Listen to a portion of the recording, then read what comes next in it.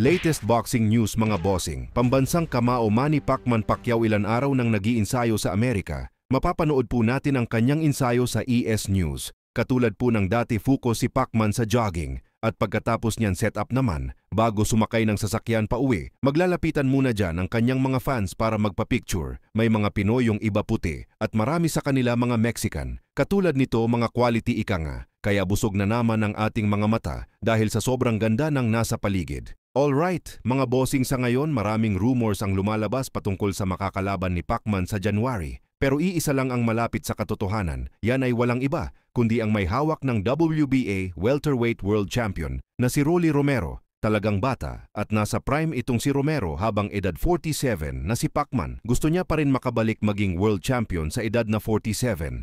Para sa mga hindi pa nakakaalam ay 3 dekada nang nakikipagbasagan ng mukha si Pacman sa ibabaw ng lona. Taong 1995, pang-5 laban pa lang ni Pacman sa blow-by-blow, ay nakasubaybay na po tayo sa kanya mga bossing. Kaya may 3 dekada na mahigit ang nakalipas, hindi pa kasama dyan ang pakikipagbasagan ng mukha ni Pacman nung siya'y amaturista pa lamang. Sa ngayon may 2 anak na si Pacman na sila Jimuel at Eman Bacosa Pacquiao na parehong professional boxer, habang si Pacman tuloy pa rin sa pakikipagsalpukan sa ring. Grabe sobrang tibay ni Pacman mga bossing. Samantala bata ng legal na kamao boxing gym Montalban Rizal na si Rodex Piala mapapalaban sa isang Australian boxer na si Liam Wilson. Matatandaan po mga bossing na itong si Wilson ang unang boxer ang nagpahandusay sa lona kay Emmanuel Vaquero Navarrete. Bagamat sa bandang late rounds ay nakuha ni Navarrete ang panalo, pero talagang nagulpi dekolata rin si Navarrete dito kay Wilson. Kaya tingnan natin sa January 16 kung magagawa ba ng ating kababayan na iligpit sa lona itong si Wilson. Pero syempre po mga bossing, mauuna muna ang laban ng ating kababayan sa December.